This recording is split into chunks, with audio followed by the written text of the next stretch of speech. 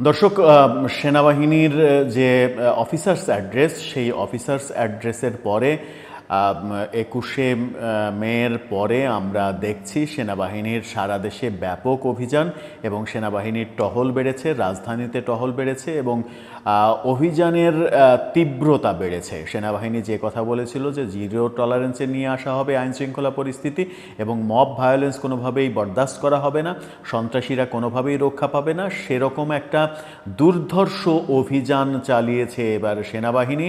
এবং সেই দুর্ধর্ষ অভিযান কুষ্টিয়াতে চালিয়ে তারা শীর্ষ সন্ত্রাসী, বাংলাদেশের সর্বকালের সবথেকে বেশি আলোচিত যে কয়জন সন্ত্রাসী রয়েছে তার মধ্যে অন্যতম সুব্রত বায়েন এবং তার সহযোগীকে সেনাবাহিনী গ্রেপ্তার করতে সমর্থ হয়েছে।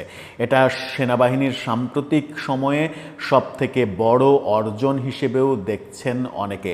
সেনাবাহিনী যে ভয়াবহ অভিযানটা করলো, সুব্রত বায়েনের মতো এত বড় একটা সন্ত্রাসীকে ধরতে পারলো, সেটা সেনাবাহিনীর যেমন অর্জন, এই অর্জনটা সরকার তার করে নিতে পারত যদি সেনাবাহিনী এবং সরকারের মধ্যে এক ধরনের আস্থার জায়গা তৈরি হতো।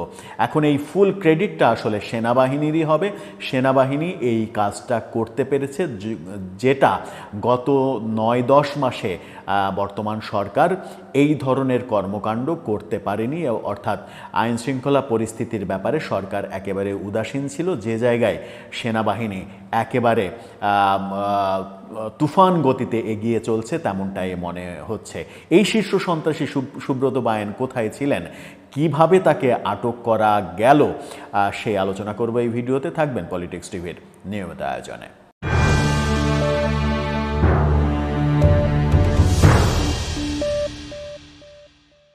দর্শক, পলিটিক্স টিভির নিয়মিত ভিডিওগুলো এখন থেকে স্পন্সর করছে প্রজাপতি.টিভি, নতুন ওটিটি প্ল্যাটফর্ম। আপনারা চাইলে ইউটিউবে, ফেসবুকে, ইনস্টাগ্রামে, টিকটকে দেখে নিতে পারেন। ডেসক্রিপশন বক্সে লিঙ্ক দেওয়া থাকবে, সেখান থেকেও আপনারা দেখে নিতে পারেন প্রজাপতির কার্যক্রম। চলে যাচ্ছি মূল ভিডিওতে। বলছিলাম, শীর্ষ সন্ত্রাসী সুব্রত বায়েন এবং তার সহযোগীকে সেনাবাহিনীর এক দুর্ধর্ষ অভিযানে গ্রেপ্তার করা হয়েছে কুষ্টিয়া থেকে। কিভাবে তারা গ্রেপ্তার করলো, খবরটা আপনারা দেখে নিতে পারেন স্ক্রিনশটে। এই সংবাদ মাধ্যম, একাধিক সংবাদ মাধ্যমের খবর রয়েছে, একাধিক সংবাদ মাধ্যমের খবরটা আপনারা দেখে নিতে পারেন।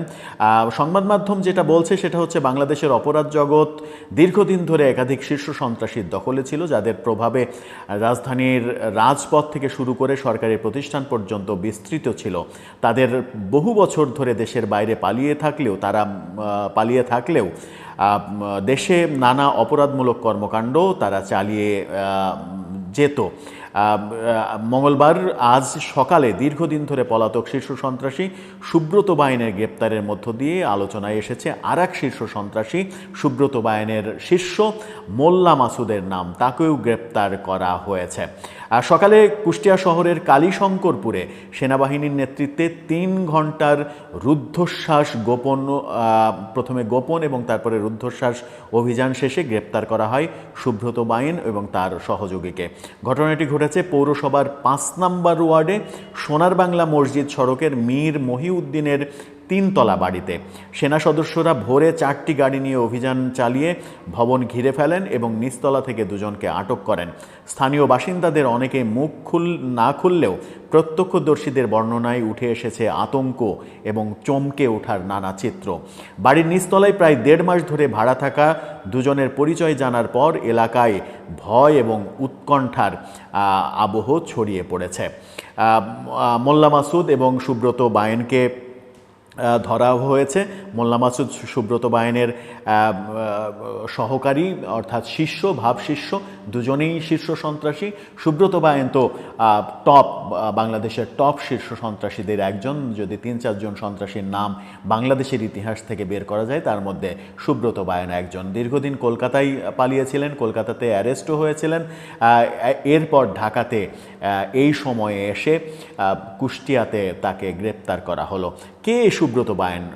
সুব্রত বায়েনের পরিচয়টা যদি শোনা যায় তাহলে পরিচয়টা এরকম: সুব্রত বায়েন বাংলাদেশের একজন কুখ্যাত অপরাধ চক্র নেতা। উইকিপিডিয়া যে তথ্য দিচ্ছে, তাকে সচরাচর শীর্ষ সন্ত্রাসী হিসেবে আখ্যায়িত করা হয়। তার বিরুদ্ধে ঢাকায় কমপক্ষে 30টি খুনের মামলা রয়েছে। 2003 পর্যন্ত সুব্রত বাইন ঢাকার অপরাধ জগতের প্রভাবশালী চক্র 7 স্টার গ্রুপের প্রধান ছিলেন। 1991 সালে ঢাকার আগারগাঁও এলাকায় জাসদ ছাত্রলীগ নেতা মুরাদকে হত্যার মধ্য দিয়ে নামকরা সন্ত্রাসী হিসেবে সুব্রত বাইনের অভিষেক হয় এবং যাবজ্জীবন কারাদণ্ডপ্রাপ্ত আসামি তিনি। তার পলাতক জীবন সম্পর্কে যেটা জানা যায়, 2001 সালে বাংলাদেশের স্বরাষ্ট্র মন্ত্রণালয় যে 23 জন শীর্ষ সন্ত্রাসীকে ধরিয়ে দেওয়ার জন্য পুরস্কার ঘোষণা করেছিল, সুব্রত বাইন তাদের ছিল শীর্ষস্থানীয়। পুলিশের হাতে আটক হওয়া এড়াতে সে 2023-এ বাংলাদেশ ছেড়ে ভারতে পালিয়ে যায়। ভারতে সে স্থায়ীভাবে বসবাস শুরু করে। সে পশ্চিমবঙ্গে ব্যবসা গড়ে তোলে, জমি কেনে এবং বাড়িও তৈরি করে। পুলিশ তাকে 2008 সালের 11 অক্টোবর তারিখে আটক করলেও সে আদালতে জামিন নিয়ে মুক্ত হয়, আবার ফিরে যায় পলাতক গোপন জীবনে। 2009 সালের 22 সেপ্টেম্বর কলকাতা পুলিশের স্পেশাল টাস্ক ফোর্সে কর্মকর্তারা পিছু ধাওয়া করলে সুব্রত বাইন নেপাল সীমান্তের কাকরভিটা শহরে ঢুকে পড়ে এবং নেপালি পুলিশের হাতে গ্রেপ্তার হয়। তাকে প্রকাশ্যে অশোভন আচরণের দায়ে পূর্ব নেপালের ভাদ্রপুর জেলে রাখা হয়, পরে ঝুমকা কারাগারে নেওয়া হয়। 8 নভেম্বর 2012 তারিখে ওই কারাগার থেকে 77 ফুট লম্বা সুড়ঙ্গ দিয়ে অন্যান্য 10 জন কারাবন্দীর সঙ্গে সুব্রত বাইনও পালিয়ে যায়। জেল ভেঙে পালানো এইসব অপরাধীরা কারাগারের ভেতর টুপি তৈরির কাজ করত এবং রাতের অন্ধকারে মাটি কেটে সুড়ঙ্গ তৈরি করত। বাঁশ কাটার চাকু দিয়ে মাটি কেটে 20 ইঞ্চি চওড়া এবং 22 ইঞ্চি উচ্চতার একটি সুড়ঙ্গ তৈরি করা হয়েছিল। সেই সুড়ঙ্গ 77 ফুট লম্বা, সেই সুড়ঙ্গ দিয়ে সেই জেল থেকে সে পালিয়ে যায়। পরবর্তীতে আবার বাংলাদেশে আসে, বাংলাদেশে এসে আত্মগোপনে যায়। এবার কুষ্টিয়ার কালীশঙ্করপুর থেকে তাকে গ্রেপ্তার করা হলো। সেনাবাহিনীর যেই অভূতপূর্ব সাফল্য, বাংলাদেশের টপ মোস্ট শীর্ষ সন্ত্রাসী সুব্রত বাইন এবং তার সহযোগীকে গ্রেপ্তার করা, এটা একটা বড় সিগন্যাল যে সেনাবাহিনী এই মুহূর্তে যে মুডে রয়েছে তাতে কাউকে ছাড় দেবে না, কেউ ছাড় পাবে না। যদি এই অভিযান অব্যাহত থাকে, সেনাবাহিনীর এই কর্মকাণ্ড যদি অব্যাহত থাকে, তাহলে বাংলাদেশে একটা সুদিন আসবে বলে অনেকে মনে করছেন। এবং এই সেনাবাহিনীর অভিযানে সরকার যদি সহযোগিতা করে তাহলে সেটা অন্য মাত্রা যোগ হবে। আর সরকার যদি সেনাবাহিনীকে এখনও আস্থায় নিতে না চায় তাহলে সেটা সরকারের জন্য বিব্রতকর হবে এবং সরকারের জন্য ভয়ঙ্করও হতে পারে। দর্শক, আপনার কি মনে হয় সেনাবাহিনীর এই যে ভয়ঙ্কর অভিযান, এই ভয়ঙ্কর অভিযানে সুব্রত বাইনের মতো শীর্ষ সন্ত্রাসীরা যেহেতু আটকা পড়ছেন, অন্যান্য সন্ত্রাসীরা কি রক্ষা পাবেন? আপনার মতামত জানিয়ে লিখতে পারেন আমাদের কমেন্ট বক্সে।